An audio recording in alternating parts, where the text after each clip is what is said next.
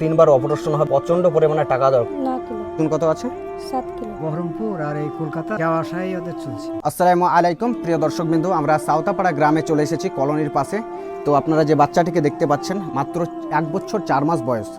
সে জন্ম থেকেই তার হার্টের প্রবলেম আছে, দুটো ফুটো আছে এবং তার চিকিৎসা সেই ছোট থেকেই চলে আসছে। তো দর্শকবৃন্দু, এই বাচ্চাটার মোটামুটি তিনবার অপারেশন হবে, আর অপারেশন করাতে প্রচণ্ড পরিমাণে টাকা দরকার। ম্যাক্সিমাম 18 থেকে 20 লক্ষ টাকার প্রয়োজন আছে, যেটা এই পরিবারের পক্ষে সম্ভব নয়। এই বাচ্চাটার মুখের দিকে তাকিয়ে যদি আপনারা একটু এগিয়ে আসেন, অবশ্যই এর পুনরায় হয়তো এই জীবনটা ফিরে আসবে। অবশ্যই আল্লাহ আছে ফাকারি, কিন্তু আমাদের চেষ্টা তো আমাদেরকে চালিয়ে যেতে হবে। হসপিটালে টাকা ছাড়া কোনো কিছুই চিকিৎসা হয় না, আর ফ্রি চিকিৎসা সম্ভব নয়। তো আমাদের আসন্না সেন্টারের কাছে সেন্টারের মাধ্যমে সাহায্য চেয়েছে। তো যেখান থেকে আপনারা দেখছেন, অবশ্যই এই ছোট্ট বাচ্চাটার জন্য একটু সাহায্যের হাত বাড়িয়ে দিবেন। তো এই বাচ্চাটার নাম কি? জান্নাতুল ফেরদাউস। জান্নাতুল ফেরদাউস। খাওয়া দাওয়া কি সমস্ত কিছু ঠিক করে? না, সেরকম করে না। সেরকম করে না। তো এখন ডক্টর কি বলেছে? ডক্টর বলেছে অপারেশন করতে হবে 3বার। তো অপারেশন করার জন্য কি সময় কিছু দিয়েছে নির্ধারিত করে নাকি? ওয়েট বাড়লেই অপারেশন করবে। তো ওজন কতটুকু মোটামুটি প্রয়োজন আছে বাচ্চার জন্য? 9 কিলো। তো এখন ওজন কত আছে?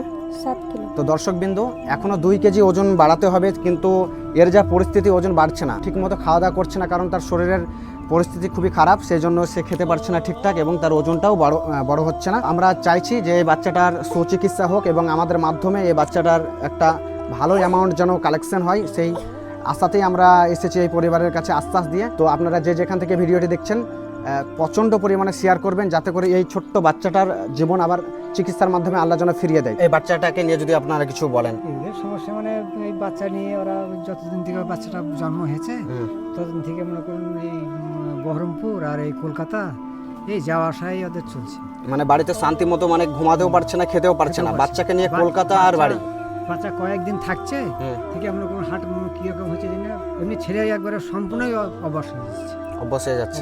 তো ভাই, আপনার কে হচ্ছে বাচ্চাটা? পাড়া প্রতিবেশী। যেগুলো বললো চাচারা কিংবা পরিবারের মুখ থেকে যেগুলো শুনলাম, এই ঘটনাই ঘটছে এখানে?